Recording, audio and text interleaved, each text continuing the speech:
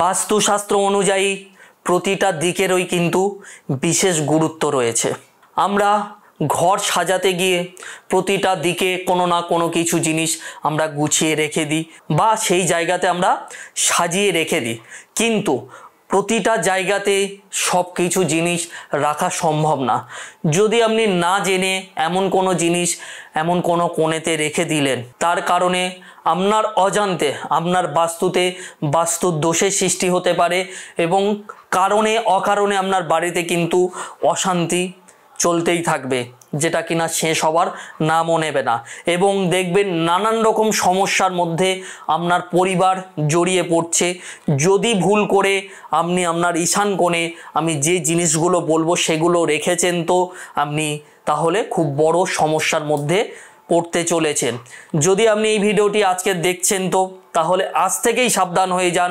এই যে কটি জিনিসের নাম আমি আপনাদেরকে জানাচ্ছি, সেই কটি জিনিস উত্তর দিকে কোনো রকমভাবে আপনি রাখবেন না, তড়িঘড়ি সরিয়ে রাখুন, না হলে বিশেষ সমস্যার মধ্যে আপনি পড়তে চলেছেন। তথ্যটি জানার আগে আপনি যদি আমার চ্যানেলে প্রথম হয়ে থাকেন, তাহলে দর্শকবিন্দু অবশ্যই চ্যানেলটিকে সাবস্ক্রাইব করে রাখবেন, কেননা আমি প্রতিনিয়ত এই ধরনের গুরুত্বপূর্ণ ভিডিও, তন্ত্রভিত্তিক বা জ্যোতিষভিত্তিক ভিডিও আপলোড করে থাকি আপনাদের সাহায্যের জন্য। আশা করি আমি যে ভিডিওটি আপনাদের সঙ্গে শেয়ার করতে চলেছি সেটি আপনাদের ভালো লাগবে। স্কিপ না করে পুরো জিনিসগুলো আপনি শুনুন, আর যে মতো বলছি কিছুদিন আপনি মেনে চলুন, তাহলে এই সমস্যা থেকে মুক্তি আপনি নিশ্চিত পাবেন। নমস্কার, আমি পরমেশ্বর শাস্ত্রী। আজকে শুরু করা যাক। সর্বপ্রথম যে তথ্যটি আমি আপনাদের সঙ্গে আলোচনা করব, যে জিনিসটি আপনি আপনার বাড়ির উত্তর দিক একেবারে রাখতে পারবেন না, সেটি হলো কোনো ফ্রিজ কিংবা টিভি বা কোনো কম্পিউটার, এক কথায় হচ্ছে কোনো ইলেকট্রনিক্স জিনিস আপনি আপনার বাড়ির উত্তর দিক হোক বা উত্তর পূর্ব কোণে কোনো রকমভাবে রাখবেন না। কারণ এই কোণটা হচ্ছে কুবের কোণ। এই জায়গায় যদি আপনি কোনো কারণবশত এই জিনিসগুলো রেখেছেন, তাহলে দেখবেন আপনি হঠাৎ করে অর্থহানি হওয়ার সম্ভাবনা তো থাকছেই, এবং বাড়িতে নানান রকম সমস্যার সৃষ্টি হতে চলেছে। তাহলে যত তাড়াতাড়ি সম্ভব আপনি এই জায়গায় যদি আপনার বাড়িতে এগুলো থাকে, তাহলে অবশ্যই সেগুলো সরিয়ে রাখবেন। এবং যদি সম্ভব হয় আপনার বাড়ির উত্তর কোণে এবং উত্তর পূর্ব কোণে বাড়ির আলমারি, এই ধরনের কোনো জিনিস আপনি রেখে দিতে পারেন। এতে করে কিন্তু আপনার অর্থ সহযোগিতা হবে বা নানান রকম সুযোগ সুবিধা আপনার জীবনে কিন্তু আসবে। এবার আলোচনা করব দ্বিতীয় যে তথ্যটি রয়েছে। এই যে দ্বিতীয় যে জিনিসটি বলছি সেটি হলো আপনার বাড়ির ঈশান কোণে কোনো রকমভাবে কোনো ডাস্টবিন বা নোংরা আবর্জনা রাখবেন না, তাহলে কিন্তু কুবের দেবতা আপনার উপরে প্রচণ্ড রকমের রেগে যাবে এবং এতে করে অর্থহানি হওয়ার সম্ভাবনা থাকবে। এবং যত তাড়াতাড়ি পারেন আপনার বাড়ির ঈশান কোণে যদি নোংরা বা আবর্জনা থাকে সেটিকে সরিয়ে ফেলুন।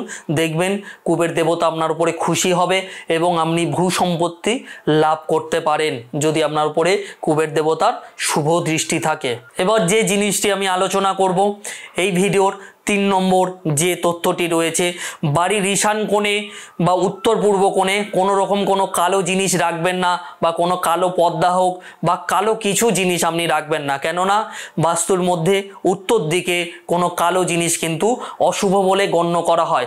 যদি অশুভ কোনো জিনিস থাকে তাহলে কিন্তু নানান রকম সমস্যার মধ্যে আপনি জড়িয়ে পড়তে পারেন। এক কথায় হচ্ছে আপনি অন্ধকারের দিকে আগিয়ে যেতে পারেন। এবার আলোচনা করব এই ভিডিওর যে 4 নম্বর যে পয়েন্টটি রয়েছে, যে জিনিসটি আপনি খুব সতর্কভাবে থাকবেন সেটি হলো আপনার বাড়ির উত্তর পূর্ব কোণ, ঈশান কোণ হোক বা উত্তর দিকে কোনো রকমভাবে ভাঙা জিনিস কিন্তু রাখবেন না।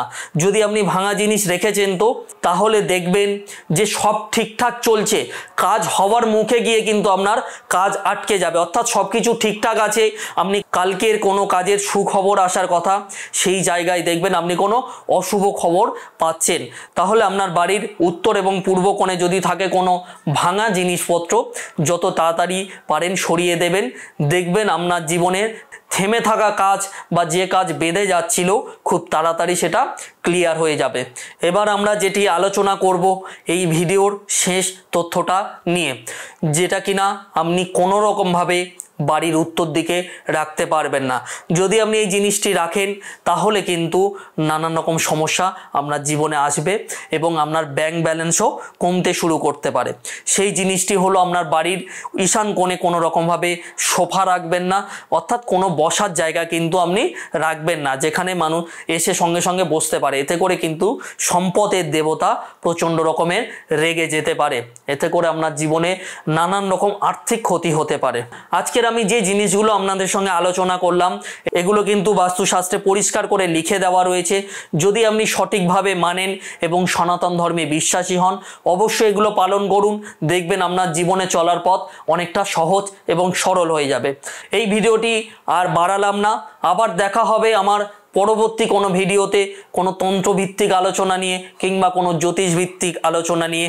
আপনি যদি দেখতে চান তাহলে অবশ্যই চ্যানেলটিকে সাবস্ক্রাইব করে আমার সঙ্গে জুড়ে থাকবেন, কেননা প্রতিনিয়ত আমি এই ধরনের গুরুত্বপূর্ণ ভিডিও আপনাদের সঙ্গে শেয়ার করতে থাকবো। ভালো থাকবেন, সুস্থ থাকবেন।